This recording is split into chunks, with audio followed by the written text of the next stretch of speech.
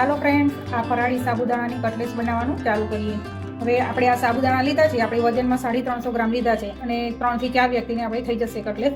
અને સાબુદાણા આપણે એવી રીતે પલાળીશું કે સાબુદાણા ઉપર પાણી લેવાનું નથી. આપણે સાબુદાણા ખાલી ડૂબે એટલું જ પાણી લઈને 3 થી 4 કલાક પલાળવાના છે. હવે તેમાં આપણે આ રીતે બટેટા મિક્સ કરીશું. બટેકા આમાં 4 થી 5 જેટલા નાના બટેકા આપણે આ રીતે હાથથી મસળીને અંદર મિક્સ કરીશું.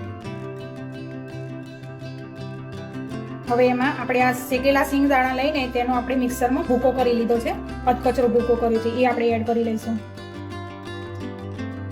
હવે આ આખું જીરું છે, આખું જીરું એડ કરી લઈશું. પછી થોડા મરીનો ભૂકો લેવાનો છે, એ એડ કરી લઈશું. હવે આદુ મરચાંની પેસ્ટ કરીને રાખી છે, તે એડ કરી લઈશું. હવે ટેસ્ટ મુજબ આપણે મીઠું એડ કરશું. મસાલા હું તમને બતાવું છું, પણ તમે વધારે ઓછું કરી શકો છો તમારે ટેસ્ટ મુજબ. હવે આ સૂકું મરચું છે, એ એડ કરશું. આ ખાંડ લઈશું, દળેલી ખાંડ લીધી છે. આપણે લીંબુનો રસ લેવાનો છે, એ એડ કરશું. અને આપણે લાસ્ટમાં કોથમીર લઈ લઈશું અને બધું આપણે મિક્સ કરી લઈશું. હવે તમે જોઈ શકો છો કે આપણે આ બધી વાનગીને મિક્સ કરી લીધી છે. હવે આ 5 શેપનું આપણે બીબું લીધું છે, તેના મદદથી આપણે મેં આ તળવા માટેની આ કટલેસ તૈયાર કરી લીધી છે, તમે જોઈ શકો છો. હવે આપણે આને તળવાની છે. હવે આપણે ખાસ ગેસ ઉપર તેલ ગરમ કરવા મૂકી દીધું હતું અને તેલ પણ સરસ એવું ગરમ થઈ ગયું છે. તો આપણે વારા પરથી આ રીતે કટલેસ મૂકતા જઈશું. આપણે ગેસ ફાસ્ટ જ રાખવાનો છે, ધીમું નથી કરવાનું.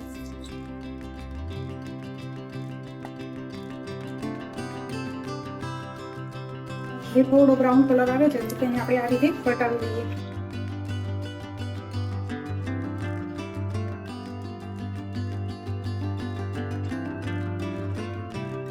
તે આપણી આ કટલેસ સરસ એવી બ્રાઉન કલર પકડાઈ ગયો છે, તો આને જાળાની મદદથી લઈ લઈએ.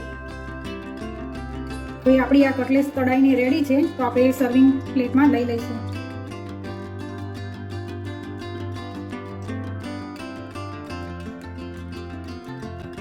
તો મિત્રો, સર્વિંગ માટે આ એકદમ સ્વાદિષ્ટ અને ક્રિસ્પી ફરાળી કટલેસ તૈયાર છે. તો તમે જોઈ શકો છો કે આપણે મીઠું દહીં લીધું છે અને ટામેટાની એવી ફરાળી ચટણી લીધી છે, અને તમે લીલી ચટણી ફરાળી પણ લઈ શકો છો. તો આ કટલેસ સાથે તમે આ 3 ચટણીનો પણ ઉપયોગ કરી શકો છો. તમે પણ આ રેસીપી ચોક્કસ ટ્રાય કરજો અને મને કોમેન્ટ કરજો. અને હા મિત્રો, મારી વિડીયોને લાઇક, શેર અને રસોઈની માહિતીને સબસ્ક્રાઇબ કરી લેજો, જેથી મારા નવા વિડીયોની રેસીપી તમને મળતી રહી.